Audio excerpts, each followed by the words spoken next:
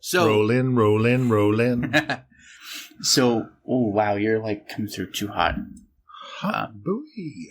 So this week, last week, I had a little bit of shortage of people showing up for the show. So guess who's coming to the podcast? The high-ranking Patreon guy, my father. So we're just going to talk about literally whatever. So enjoy. This is Mad Libs in the most mad of lib sense. In this, yeah. So we're going to talk, and then we're going to talk. So what we were talking about earlier that convinced us to turn on the mic and keep going is I was watching Jack Reacher on Amazon Prime, and somehow me and my father, I'm like 4 Bud Light hard sodas in, we got talking about my bad edible experience with about a gram's worth of THC and how essentially that much THC was the full spectrum of all drugs. So then we just were like, we should turn the recording on kind of thing. So here we are. And his full spectrum of things I have experienced myself in reality. So it's most wonderful to be able to share experiences, but sometimes you can't do it in a public forum where just about everybody can listen to it. So we'll continue as best we can. And yes, it's kind of early morning. He's a creature of the night, but I'm not, and yet still I've got my my hard soda here as well. So we're going to have fun this morning. The mother of the house is gone, so we're unsupervised and having fun now. Poor poochies. They're kind of depressed. They don't even want to eat their food because it's just not a normal situation. So anyway, here we are. And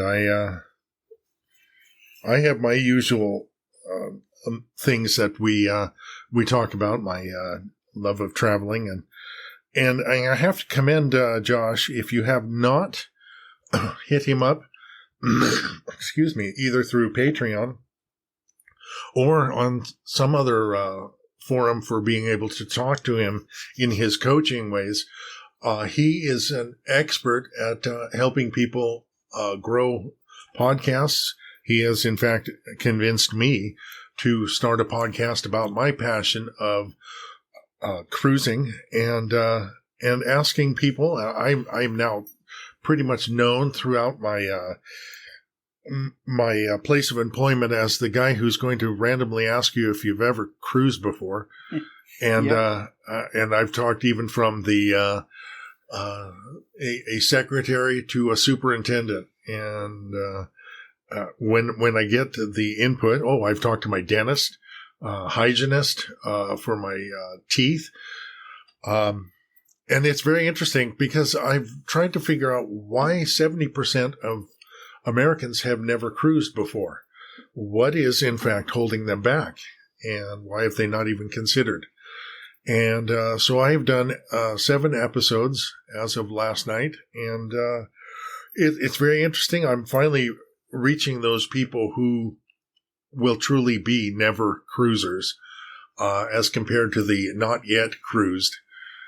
Which, I'm making a podcast for, which is called the Corals and Coriolis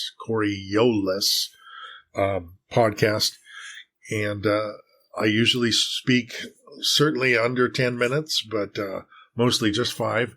Take one question, like, what if I get seasick? What kind of cruise can I go on? And I explain that, and that's it. So, but Josh has helped me, and in 19 days of doing the podcast, I've gotten 50 downloads, which is extraordinary for a podcast. And, I keep adding things to my Facebook. I've made a group. I've got a Patreon. I've got all of the places that Josh told me you should load it up on these podcast apps. I've had someone listen from Zimbabwe, from Brazil, from what is that? want to say the Russian Republic, but that was the guy that was helping us out set up your website. Yeah, and others as well. So it's really exciting to just be able to talk to people about what I love, and then to talk about it. This last episode that I did, I did it just about exactly like I'm talking right now. From my personal experience, I did not have a script. And because Josh had also advised me, dude, you sound like a professor droning on. Do not do that. Today on Corals Coriolis, we will talk about the seasickness. And I'm like, dude, I'm falling asleep listening to you. And it's only 5 minutes, so it's wonderful insomniac juice if you definitely need something to help you sleep. However, I have attempted to make it a little more interesting. My cousin had told me, 4 decades ago, you had my wife in stitches just the way you talked and said things and did Monty Python impressions. A shrubbery. And so I thought, okay, well, maybe I'll just dispense. I know what I wanted to talk about. It's been about 6 days since I had recorded, and I went ahead and just attempted to just say things that I would say, and really enjoyed it. Yeah, and it was actually, yes, he's my father, and I'm listening out of sport, but I listened to it, and I told him, like, other than the editing, but I'll tell you that trick later, it actually was something I'd look up and listen to, so. So the name of it is... how is your, or something to the effect of natural cruising, or what is your way of natural cruising?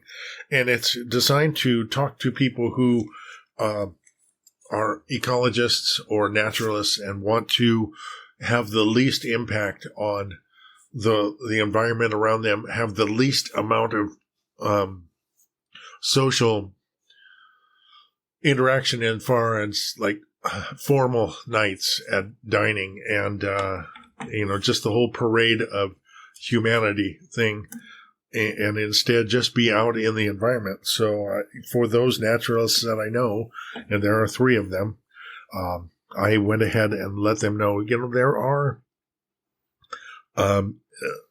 expedition cruises, which are small boats, and they go to remote locations. They can get into places that extremely large boats or even medium-sized boats have trouble getting to. And so for that, plus the also Windstar cruise is one where you go on a boat, and it's basically, yes, it may have motors, but for the most part, it is sail-powered. And so it would have less of the impact on the environment, and you can get into those really small and beautiful lagoons in order to enjoy your time. Yeah, honestly, I mean, I live with him, but the stuff that he's giving out on his show is really good. If you're just curious about cruising in general, I'm trying to convince him now to start a YouTube channel about him, kind of like a lot of his like favorites he follows on YouTube about not podcasting, for cruising. I told him, why don't you become also a cruise guy known for cruising? And then I'm like, and you could retire early and be the one that cruises for your air quote job.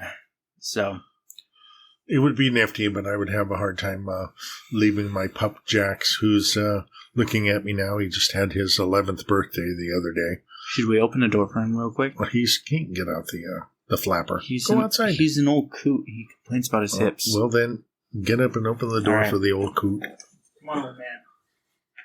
So it would be difficult for me just to leave for weeks and weeks, though I have done it before for something as little as my union conference. So, welcome back, Jax.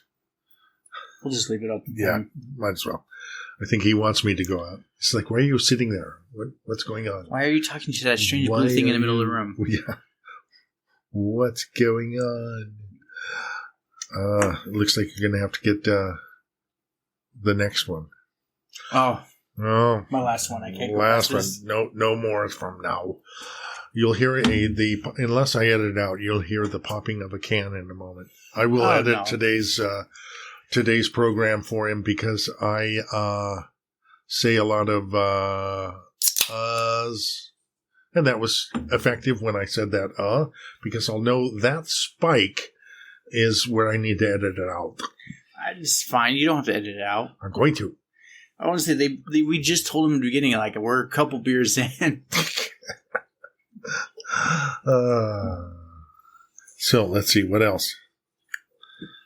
Jim Morrison and his propensity for having beers in the morning. I don't know. We didn't talk about that, but okay. No, that just came to my head just now. Saw a vision of Montmartre, and Jim Morrison was the lead singer for The Doors. Oh, okay. And he was well into drugs and alcohol and all that shit. Oh yeah. So the doors of perception. So for your Corals and Coriolis, yes, sir. What is your overarching goal for it? Literally to find out the major resistances of 70% of the Americans that don't want or have not had a chance to cruise. And why is it that of the 300 plus million people, 70% of them has not cruised? There's cruises along the Mississippi. There's cruises along the upper Mississippi. There's cruises along the Ohio. There's cruises along the St. Lawrence Seaway. And there's also cruises along the Columbia River. And those are just inside the U.S. There are 80 international ships plying the areas around the U.S. And they're all back in function, and they have, some of them have really high capacity. So you could go to just about any coastline and find a cruise ship that's there that you could get on and have a 3, 5, 7, 14, 168-day cruise. That would be kind of difficult. Doing a world cruise is something that's in the back of my mind, but I don't know how I could do that. But it may happen someday. We'll figure it out. Yeah, seven continents, and then you can say, yes, I have gone around the world in 167 days. Anyway, let's see what else. So that my overarching goal for Corals and Coriolis, to answer finally after a long diatribe, find out the true serious resistances that I cannot answer in 5 minutes of why people don't cruise. And my dentist basically had one that I realized, okay, I'm not going to be able to do anything with that. And that was, don't like going on the water. Hard to argue that with people. And the other is, I don't want to drive more than 20 minutes to go and do anything. He's pretty hardline character, but, when you have to drive 2 hours to get down to San Diego for a Holland America cruise, or 40 minutes, to Long Beach from the approximate area where we live, I think I've just given away a triangulation of where we might be. Because that could be a lot of places. Well, that's true. However, anyway, so it's just interesting, and I'm not going to know unless I do a lot of research what I can do about people that cannot deal with 17,000 feet of water underneath the boat. You can't. There's not much you can do. Exactly. And then, one of my upcoming podcasts is going to be titled, I don't want to cruise because I don't want to change my ways of vacationing. The people that are going to go to the river, and that's all they do. I can't get them out on a boat unless they want to. And if they're not ready to do that, then I'm not going to say anything that will make them do that. No. Once they're set in the ways, they're done. You can't change that. Yep. So one thing I was thinking just now while you're talking is to get other people involved, there's a free software called SpeakPipe. People can actually send you a voice message. I think for free you can only get 60 seconds, but that should be more than enough to ask a question. And then literally you could incorporate them in a show. And just say, hey, the person says, oh, I'm kind of scared of whatever. I'm scared of the people because of COVID. What should I do? And then you play the audio, and then you actually say your reply to it. Okay. And then the business. Do I have to get their permission in order to put them on the air? No, if you just make it clear in the show, like when you send something, I'm going to play it, kind of thing. Okay. And then they just know in generally. Plus, I mean, they get their 60 seconds of fame too. Exactly. So there might be that missing 14 minutes that Andy Warhol said that everybody gets 15 minutes of fame, but they get 60 seconds. Well, no. Then you get to tie it into a whole show that could go 15 minutes, and the whole show is about them. Ooh. And you being more social than me, you could just say, hey, go to my SpeakPipe, send me a message, and I'll incorporate you in a future show, and they'll just be like, oh my God, Bruce, yes. How wonderful. And the cool thing with SpeakPipe, I don't usually use it, but I've been thinking about incorporating it for days like this is, if you pay $150 for the year, they can send a 5-minute clip.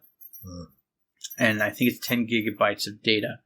But you can then incorporate them just like a Q&A. I'm doing this. What am I doing wrong? Kind of thing. Sorry, Beaufort's just doing something weird. But essentially, that's one of those. I've been thinking of doing that too. Or for me, I'm starting to live stream more on my show on YouTube. I'm thinking of paying this company another $160 a year to stream on both Twitch, Twitter, Facebook, YouTube, etc., etc. And I'm starting to realize I used to listen to all my guests, but it's kind of like the nod and agree, but don't do anything. When they say live is more important than just pre-recorded. We're not doing this live, by the way. we're in such a weird angle, my webcam would never pick us up. But in addition to that, we're not exactly sure what the content will be. We might have to make it mature adult. I have explicit. I don't really care, but yeah. However, we could come up with some zingers that would offend just about everybody. Oh yeah, and we can do it within 5 minutes. So 5 seconds. 5 seconds. We can piss off a lot of people. Damn straight. I want to say like that Andre parody one. I'm just waiting for people to yell at me now. I'll do it. Dude, how could you say that? Actually, I'll probably listen to it about 5 times, just giggle. But, now it's just I'm just having fun. I don't care about what people say. Because that was my main reason for not doing a show, is I was scared what people are going to say if I'm going to lose my job because of woke society kind of thing. Now it's just like, oh, hey, it's free advertising.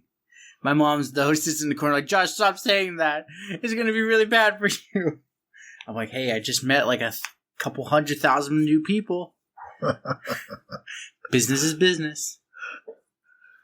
So, but yeah, for him, back to the SpeakPipe, that would be a great way, because then maybe, like, he's getting a lot of more messages on his site than I am, actually. And we're under the same company, the Russian guy that helped us out. Actually, it's Ukrainian. Ukrainian, yeah. He's a good guy. Honestly, on podium.com, if you're looking to start a podcast, go to him. And he has also a chat box, so you can also say, hey, Josh Bolton referred me. He might actually give you a founder's discount. I can't promise that one. I'm not even paid by him. So, but honestly, that was one of those, he even said, like, this, your father's voice is very pleasant, and a lot of people have told him, like, your voice is pleasant. That's what I'm saying. You should incorporate people talking to you. Like I tell all the people I've been coaching lately, and I think I've had 5 people now I've coached up. 4 out of the 5 haven't paid me, but I pay you. Yes, he does. Yes. So okay, 3 out of the 5 don't pay me. But ever since his, I forget if I helped him or if he already had the Patreon. I have been his supporter through 2 emails, and so I've been giving him money since he started, and I would encourage you to look up and use Patreon because Josh has a lot of nifty. I don't know about this Grand Poobah. I'm changing that. That's a really good idea. That's the extra. That may be a trademark of the Flintstones, but then they were back in the '60s, and it was all about the like elks and other. Of course, they called themselves the Water Buffaloes, but Elks clubs and other things like that. The Grand Poobah. Anyway, it's going to be, Grand Master, or something like that. I changed it since it's the discussion dojo. Well, yeah, tying it to. I also added 2 extra tiers. Yeah. One of the clients that wants to pay me, he wants podcast coaching, so I told him okay, but he wants me to coach 2 people, but he wants me to bill him for 1 person. So I'm like, no, I flat raised $750 for 1 person for the month. And I'm like, you probably only need 3 months with me, and I can get you rocking. And if you consider 50 downloads in 19 days for me, that he's doing a good job. Because for me, it took me 3 months to get about 50 downloads. So I told him, like, I can get you rocketing. One of the other guys I have, his name's Chris Cup. Well, that's what he puts down for his name on my Google Calendar thing. And he went from like 20 views on YouTube to baseline average of like 200 now. And it's still small, but my small tricks, and he's only growing now. He's gaining like 2 or 3 subscribers a week. So that's where I told him, like, this works. It's the long game. But that's where back to the other guy.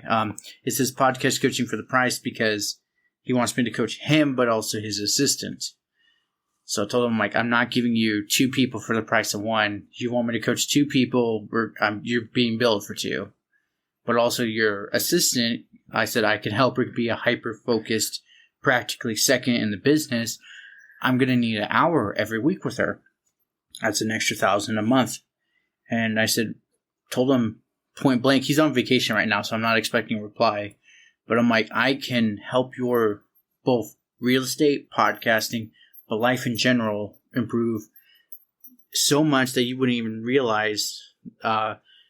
You wouldn't realize that you were struggling so hard until I point out all the problems. I'm like, it's silly to say, but he won't listen to me. He's a very military person, so I have to come out of drill sergeant. And I told the assistant, I'm like, this is very new for me. I'm not used to being the alpha dominant personality. But I said, he won't listen to me unless the price is high. I'm like, yeah, the money's nice, but I want him to listen to me. So if I make it kind of hurt but not kill him, it will make him listen. So, all that aside, what's your thoughts on that?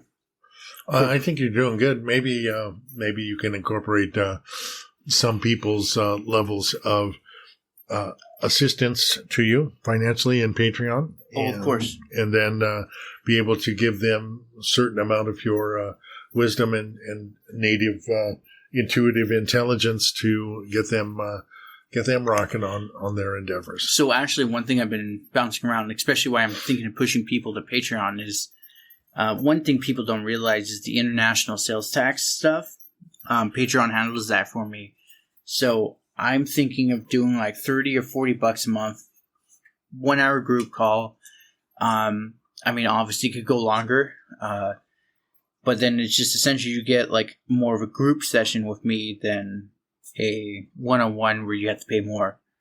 And as my mentor until recently, that's what he did. It was $30 just to help fellow entrepreneurs. And if you wanted to upgrade, obviously great. But kind of like me, I got what I needed out of the group calls. So that's kind of the model I took from him. But he's also been pushing, don't pay Canada their taxes. Don't pay the Netherlands their taxes. If you know anything about e-commerce, that is a very dangerous idea to... Yeah, they can shut you down faster you can say boo. So, that's my... Sorry, I'm shutting the door. Over. There you go. That's my only thing with him is he's like, don't pay your taxes. You don't have to pay your taxes. but he also has a really fancy yacht and has joked multiple times, like, oh, I could just go to international waters for the rest of my life. I'm like, yeah, I'm not that rich where I have a yacht I can just sit on the rest of my life in the international waters. So I said, I'm going to have to play the game by its actual rules. So. But I'm going to have to start talking about travel now. Go for it. Okay. Looking forward to going to Venice for a couple days, staying in a condo and an Airbnb. And I've been looking at possibilities for excursions on land, but we're flying in. We fly out of LA on a Thursday. We arrive on a Friday. And Josh, being a night worker, will be the 9 hours, 8 hours ahead that he normally lives. So he'll be up at the right time and down when things are getting dark. In the meantime, those of us that are diurnal by the Pacific daylight time will be trying to get our feet underneath us. So one of the usual steps for cruising is at least arrive the day before in order to make sure that you're available to get to the cruise ship at your specified time, or, without having troubles with flights that could screw you up and being able to embark. We're going to do it 2 days in advance in order to get ourselves into the Central European time, and then be able to embark and be ready to go. We're doing 2 stops in Croatia, one in Split, and then one in what is it called? Korčula?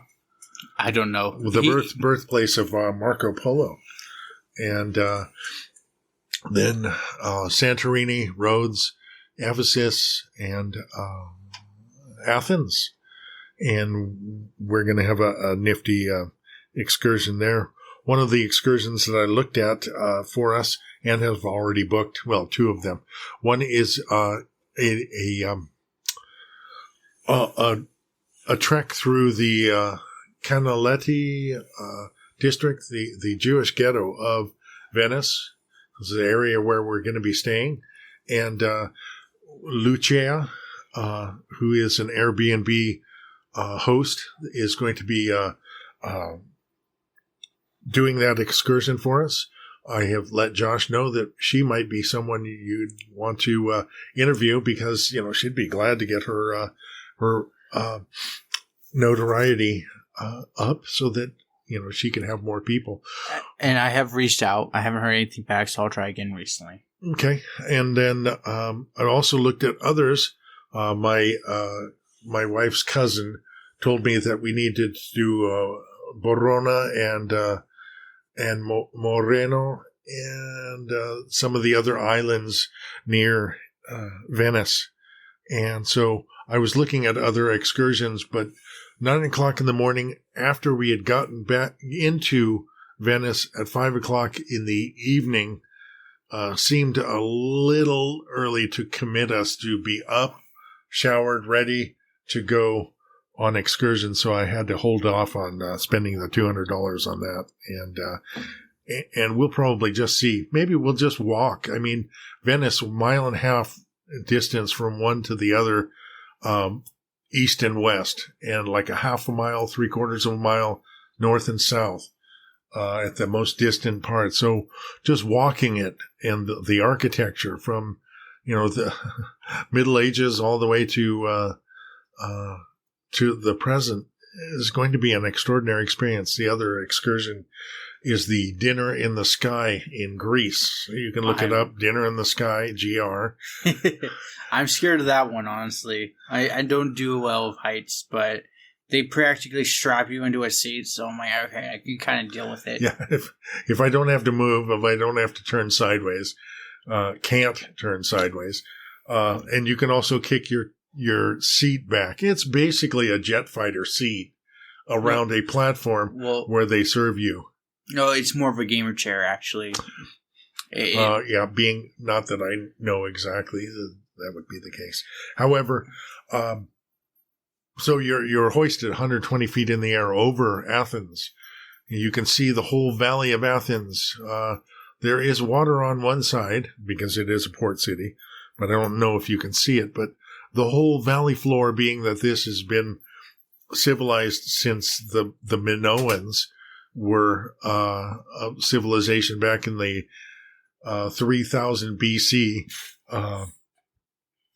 It's an extraordinarily well packed in valley, and we're going up for the sunset dinner, and you can see the lights of the Acropolis come on, which is the highest town place in Athens, being that Athens is named Athens after Athena, the goddess, and so the Acropolis is the temple to Athena. And looking at that, looking at the sun setting, there'll be like a 3-day new moon crescent in the sky. We'll be posting videos at that point. Oh yeah, we're going to be posting a lot of videos. My personal channel, I'll link that in the description. I'll also take a note. I'm just going to take a lot of videos of that, and because I want to also just get into videos in general on YouTube. But kind of like I told my dad a while ago, I'm like, live streaming is great and all in podcasting, but it's hard to incorporate fun vacations like this. So my personal one I had since like the original 2010. I'm going to start posting my vacations and events that happen on there too. So you'll definitely see it there. And the name of it is? Josh Bolton. There you have it. And I have number 1 BC Bolton on YouTube is the way to find my channel. And it has so far one of my corals and Coriolis. I may put up another one today after I edit this program and have Josh help me with the volume on my season 1, episode 2, and then I'll post that on YouTube as well. And I'll also, we're going to try all kinds of different techniques for our vacation. And I have a gimbal. I have also a tripod, and I'm just looking up. I have a personal exterior mic that can go to my camera. And does it have a woolly? Yeah, it has a dead cat on it. Okay. So yeah, it'll be as professional as we can make it to be. We may have to down the road. Of course, we'll get a drone, but currently we may have to get another GoPro. Yeah, he somehow messed up. Not only did I mess up the gimbal, but I messed up the GoPro as well. I fixed the gimbal, luckily. He's good. But yeah, the GoPro one, I told him, I'm like, I might buy it with my personal money. I'm just sorry if it sounds like I'm off. I'm looking at the stuff 5 beers in. So, yeah. 5 beers, dude. Those are 5% each. Well, it's like 3% for a Bud Light. So, whatever. Probably 10 or 12 in. But, essentially, yeah, the drone, I told him, like, we can pick one up for $500, but a GoPro, a good one, is like $500 too. So, the drone waits because we're not going to be able to fly it internationally, take it off and on the boat. No. The problem with drones, Casey Neistat, a YouTuber, even said this. He makes stupid money, so it didn't really matter to him. But he went from America to like England, and the TSA took his drone. And they didn't really say why. So that could just be because they needed it. Well, yeah, the TSA agent probably just wanted it, and it was just like, oh, this is a hazard. But so we're probably not going to do drone shots because of that. We'll have a drone and do stuff later on. I might steal pictures off of some other YouTubers' public area and use those instead. But our current GoPro is a No Pro. Yeah, so we're probably going to get something I'm just watching poor Jax here with it. It's hips. But yeah, we're probably going to get something so we can just essentially vlog the vacation. Hey, one of the things that I've realized as I've listened to people is, we've got my daughter, his sister, and my wife. Both of them really don't like to be photographed much, except if they're doing the presentation. Right. And, one of the things is non-participation in the sense that, if I were to come up with a gimbal over Leah's shoulder, because I've seen many a shot where a nice-looking woman is looking off into the distance and the gimbal goes right over her shoulder, I'm sure that my daughter would be like hitting me in the shoulder. Oh, she'd be pissed as fuck. Just stop that! Why do you do that? She beat the shit out of both of us, and then we'd have to sit there and figure out, do we show them beating the shit out of us or not? But no, and that's one of those I was actually thinking a while ago, is we're probably going to have to do more landscape and voiceover, like a lot of your YouTubers you follow, than actually filming people. Right. Which is still entertaining. We get to see something new that we wouldn't normally see. Yeah. And listening to my wife as we're looking at these different Mediterranean landscapes and things. And when we were going to go last summer and be able to hit Sicily and Naples and Civitavecchia. Yes, I've been practicing my Italian.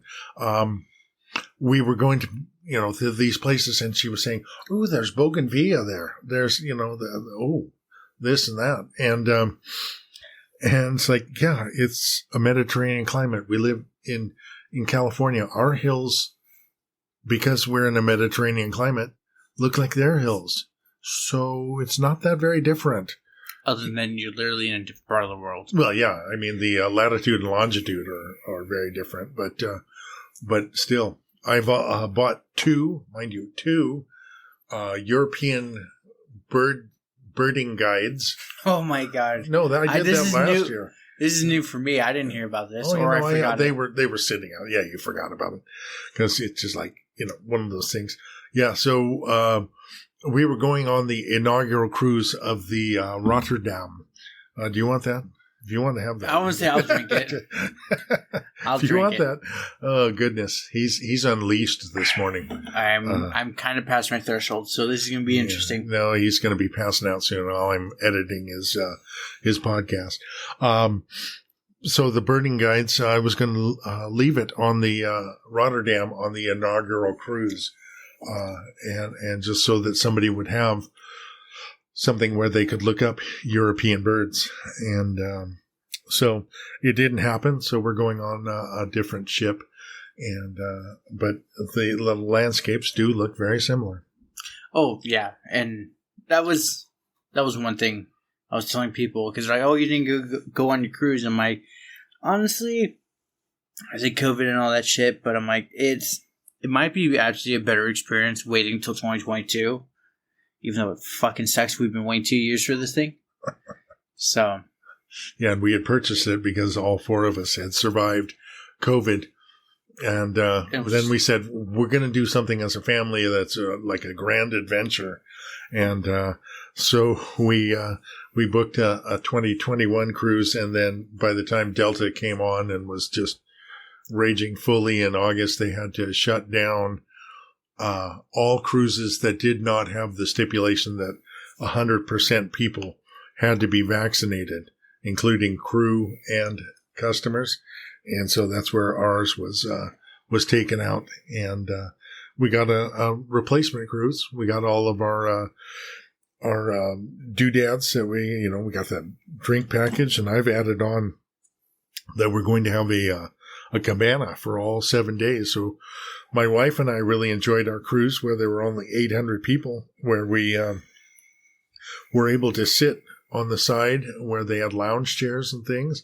Well, on this cabana, we're going to have lounge chairs, but we're going to have a dedicated butler for the area to bring us drinks and foods and other things. We just have to go down one stair to get to a pool. Oh, God, that's terrible. Can't the servant take us down there? Isn't there like a pulley that they can just bring us down and lift us up again? If only. If only. Well, sir, we're at 40 minutes. We can keep going. I can do unlimited minutes. My personal trick, I know. Yeah. So let's keep going. What would you like to talk about now? Well, I mean, us getting drunk and the surfer taking us down to the pool. Yeah, we've changed subjects about 15 times. Yeah. Do we need to get into controversial subjects at all? Hey, you're my Patreon, and all those listening in, if you're my Patreon subject, we can talk about whatever the fuck you want to talk about. I know. It's a beautiful day in the place that we're at. It's supposed to be raining like the Dickens within 24 hours. We're supposed to get 1.5 inches of rain, which for many people across the United States may not seem like much. For California, For California in the last 3 months, that's stupid lots. We pretty much are in a full-on drought right now. Yeah. We had our nice October, November, where it was like, ooh, we're just so plethora of water everywhere now. Now it's 3 months we've had like no rain at all. Or pinched penis head spit of rain. Yeah, the post-com. I got you there. Post-com. Yeah. Anyway, so it was like nothing, literally nothing of rain. And so we're just like, whoa. Well, I'm going to say our yard, we can see it. Well, from my angle, I can't. It's pretty dry. That's my ineffectual keeping up with the sprinkler heads that work and not just spray in one direction. But essentially, it's bad here. But this rain should be helpful. It's not going to fix the drought problem, but it'll be helpful. It's the big trouble is the La Nina that we're in. This is the second year of a La Nina, and what that has done is taken all of the moisture plumes straight up to British Columbia and beyond. Yeah, because it skipped Washington too, huh? There's been some aerial flood warnings in Jefferson County where I watch. Jefferson's were the pest houses? No, Lake Leland. Oh, okay. And then Clallam is pest house. Called the pest house because it's old 1890s quarantine station. Wooden ships would be coming in off the Pacific, and they dropped their leprosy soldiers there or people there. Leprosy, scurvy, dementia, whatever was going wrong, they got to go to the pest house. And essentially, it was a house where you go to die. Yeah, because there was no antibiotics, no realization what psychology was. Okay, it was starting. Sometimes a cigar is just a cigar, and so it's an interesting house to own. The kids have certainly felt the presence of ghosts there. There are there's bones in the yard. I want to say I found a femur bone of something in the yard when I was digging, so it was unmarked graves. Yeah, it's totally is a haunted house. And then, but the ghosts are totally cool, though. Yeah, absolutely. There was one that showed up in a picture that I had taken back in the early 90s. It looked like a winged, like a snitch in a Quirrell game. For Harry Potter. Yeah, Harry Potter. The wings go out and there's the little round ball. That's what the image was, the light image in my picture. But this last time I was, I have a vigorously large midsection, shall we say. 46 wraps around my waist, and I can buckle it in. No, it's true, 46. Yeah, I know. And, anyway, I was sleeping, and sometimes it'd be on the top of the covers, sometimes it'd be under, because I run hot. And he has a lot of insulation, though. I have the R factor, as my delightful father put it. I guess that's retention of heat. would be the R factor. Not exactly sure. Scientific. I want to say some of his. I'm not one of the formula people because I just suck. He was also just a rude. He was a scientist. He was a scientist, but he was also very rude by nature too. Well, that was his father coming through in him. Anyway, be it as it may. Felt a cold wind go through my midsection as I was laying there, and I thought, that's odd. All of the windows are closed. And then I realized, there's ghosts. I've just been ghosted. That was pretty extraordinary. And it's not a Tinder ghosting either. Yes, not a Tinder ghost, which you don't hear anything. No, this was like, wow, look at all that meat. Yum. Let's go through it. Ooh, it feels warm. Oh, darn it. I'm cold again in my ectomorphic ways. Well, and the craziest thing, as I tell people, is like when me and Leah stayed up for that month and a half at the show, I'm going to say, just don't worry about it. I'm just looking at the time, and I like it because, I've got an hour and 25 minutes on my free account for Corals and Coriolis. I'll show you the trick when you start paying. But essentially, is me and Leah, we were up at the cabin our grandparents left for like 2 hours. The town was like an hour drive. They were shopping for like 30 minutes. For some reason, coming back was like 30 minutes.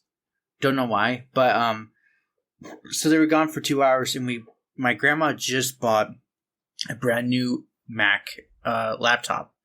So we're playing this game called Burning Monkey Solitaire. And we were obsessed. The whole month and a half we were up there. And so they left, so we're playing, but we're like, being kids, like, oh, we're starving hungry. Like, let's go make grilled cheese. That's easy to clean up kind of thing. And so we made it. And as we're making it, we went from the living room to the kitchen table.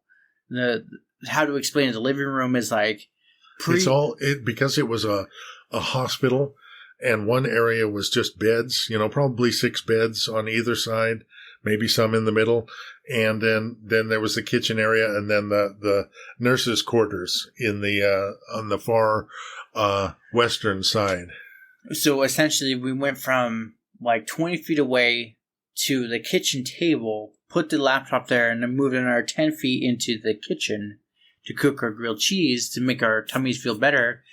And we both looked up and saw the laptop, and we're like, okay. We cooked the grilled cheese. A couple, like 5-ish minutes in, we look up and the laptop's back in the living room.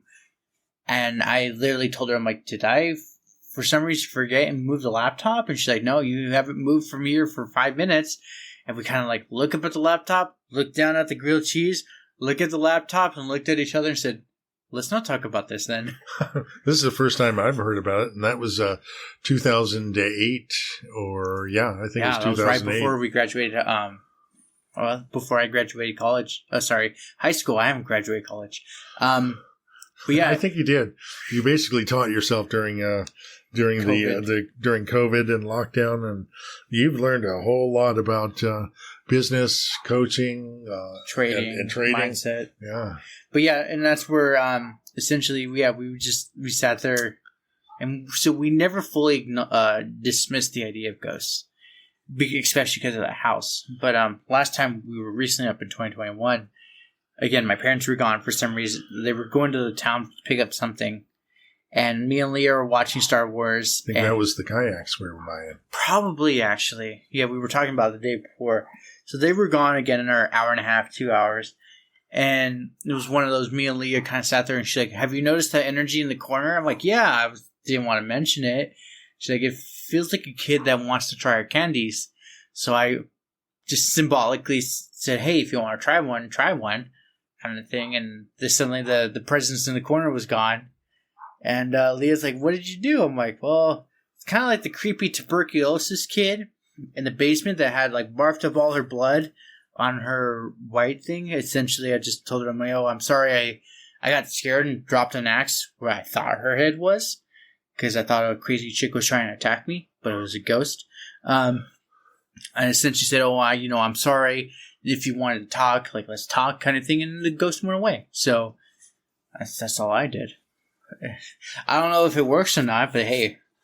Our friend, longtime friend of my wife's, says she's very sensitive to ghosts and things like that. She says she has experiences. Well, and so we're thinking about having her go up there, and that'd be interesting. And see what she, if she can confirm. The tall man in the cowl that my father saw, the little girl that my grandmother saw reading a book, and now my son has saw. I guess there was somebody there. They've actually documented that there was a person there named Joe Volcano.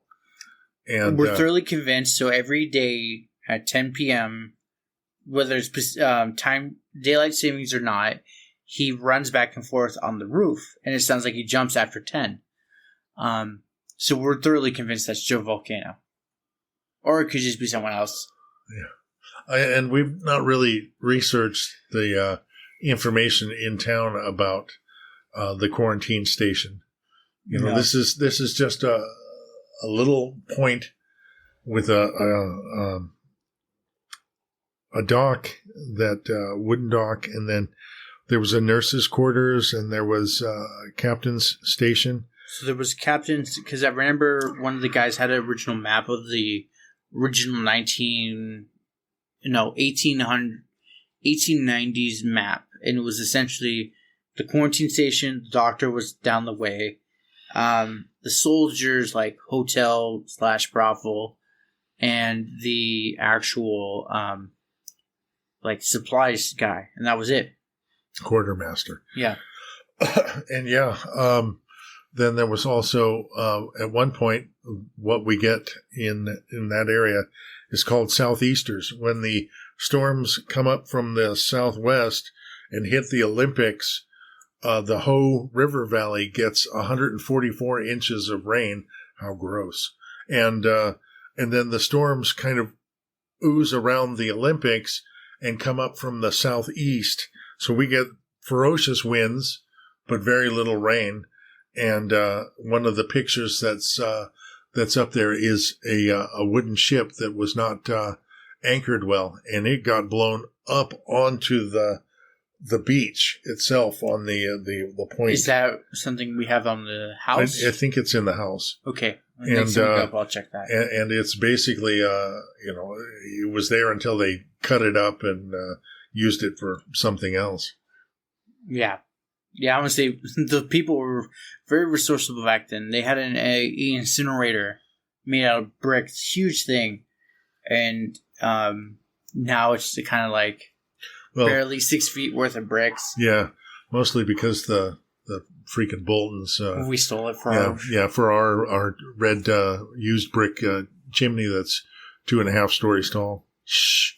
We didn't say anything, right, guys? There was nothing said. So, but yeah, it's a very interesting house. Another one, I've filmed it, and actually Alan even mentioned it. I didn't see it personally, but he said he noticed something moving in the corner of the video when you did the walk for Bob. Uh-huh. And I followed with my gimbal. He noticed something in the basement, like something kind of moved in the corner. I'm like, told him, I see this shit all the time at that house. So I didn't pay much attention to it, kind of thing. But yeah, he's like, dude, the house is legit haunted. I'm like, no shit. They were burying people in the yard just cause.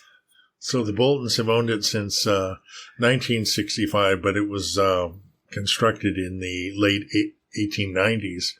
And so we've owned it, here close to 70 years. 70s, you said? Or 69?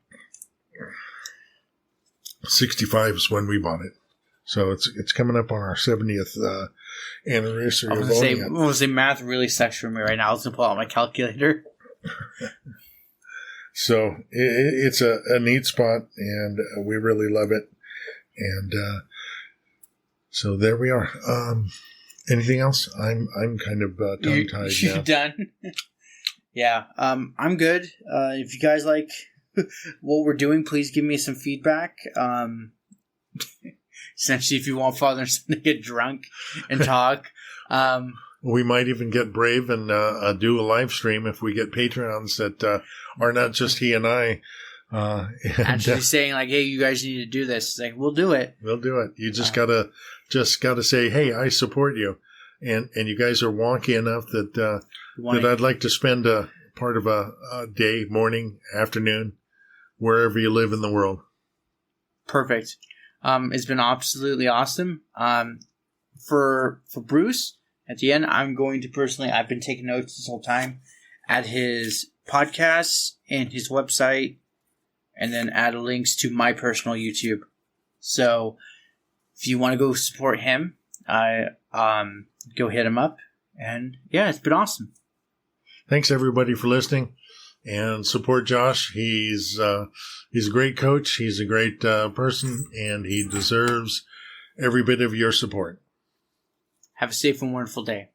Well, congratulations. You made it to the end. You're an awesome person. Not many make it here. So, being the awesome person that you are, can you do me one more awesome favor? Can you rate and review this on whatever podcast services you're using?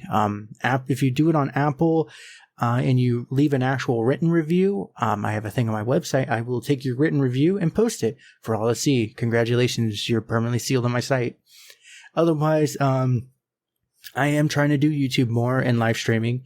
I will try to put as many of the YouTube links in the description of the show as I can. So give your boy some extra help over on YouTube. Watch my videos. I just mute it and change the channel, change the window or something. But yeah, that's it. Thank you for being awesome, and see you next time.